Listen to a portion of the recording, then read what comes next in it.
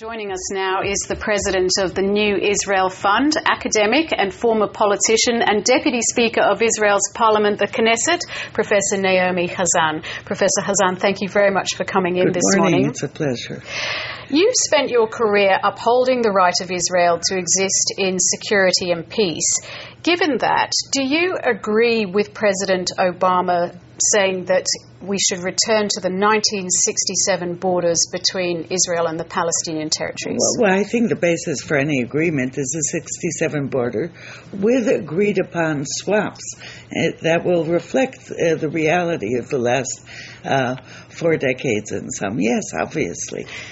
Is it achievable, though? That's what I'm getting to. Is this two-state solution, as we stand today, achievable? I think so. I not only think so, I think it's imperative. I think it's absolutely essential for the Palestinians to have the right to self-determination, and it's absolutely essential for Israel to liberate itself from the territories in order to remain a democratic state that is the homeland of the Jewish people. So any other alternative is worse, and when any other alternative is worse, we will do everything, I think, that is necessary to achieve that goal. It is just, and it is right, and it is decent. I see what you're saying about the principle, but what I'm asking really, is it achievable? I mean, for example, the Prime Minister of Israel at the moment, do you think it's achievable under Benjamin Netanyahu? I think Mr. Netanyahu has gotten a long way. He has understood the principle of a two-state solution, and I think, hopefully, that he will go a step further. We are talking now about an essential element of Israel's entire survival and also the survival of the Palestinians. 2 people live on the land, and each deserves the right to self-determination, and the self-determination of each people is mutually dependent. And therefore, hopefully, Mr. Netanyahu has gone this far. I think Israel has to go the next step further and to make sure not only to adopt the principle of a two-state solution, but to realize that principle. And what do you see happening to the Israeli settlements on the West Bank? I assume that the settlements the large blocks will be part of an agreement and there will be an equal swap for lands within Israel. And that is the principle that has guided almost all those who have been negotiating in recent years. And those settlements that are beyond those lines will either have to be dismantled, or Mr. Netanyahu suggested that they remain. But in that case, they will remain in a Palestinian state. Now, as you probably are aware, there's been an attempt in Australia to adopt the boycott, sanctions and divestment campaign against Israel by a local council. It was dropped after pressure from politicians, the media and also local residents.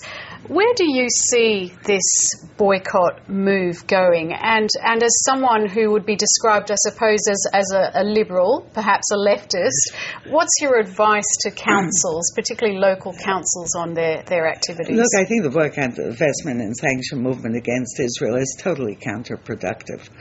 It works and undermines the very existence of the state of Israel, and that is totally unacceptable. Even when someone like Archbishop Desmond Tutu supports it? I know Archbishop Tutu very well, and we disagree on this issue.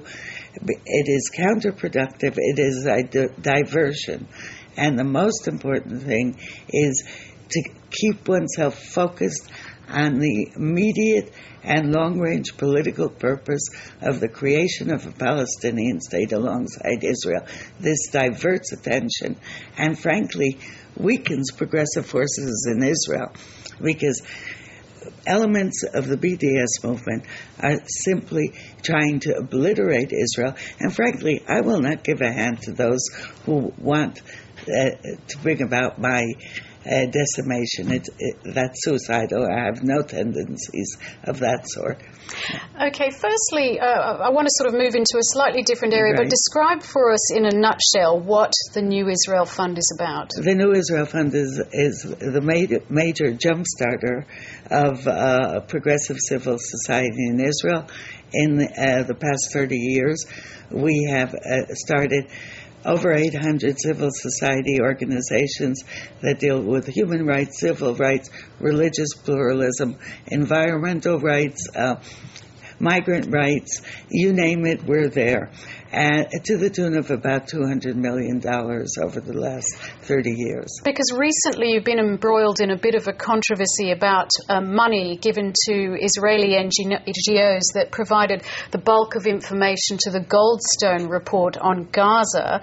And I think there were accusations of your fund being unpatriotic and anti-Zionist. How do you respond to that? Well, first of all, these accusations are totally baseless. Do you know where they came from? Yes, of course. They come from extreme right-wing groups in Israel who disagree with progressive views and values, probably do not support a two-state solution, and are trying to attack and undermine and defund progressive civil society and primarily human rights and civil rights groups that are doing their job.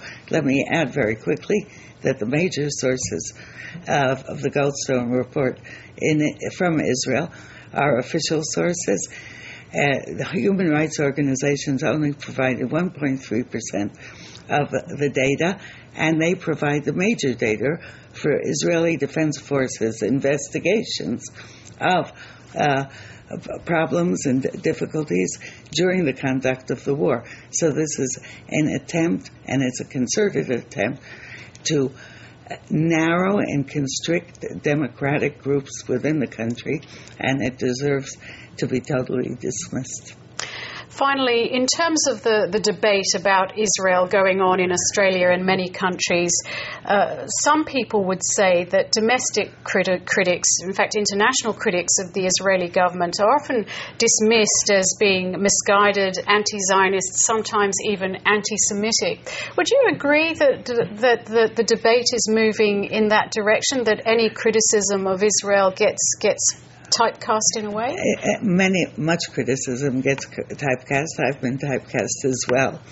But I think that an essential feature of democratic societies is dissent. And one has to embrace one's critics and refute those who want to undermine one's existence. And that's the delegitimizers are unacceptable. But the critics, if they didn't exist, we would all be in trouble. I think that's what makes for vibrant democratic life. And therefore, one can love Israel, and the best way of loving Israel sometimes is to criticize it, but one has to embrace it as well. Professor Naomi Chanzan, it's been a pleasure speaking with you. Thank you very much for coming on to Thank you for ABC having News me. 24.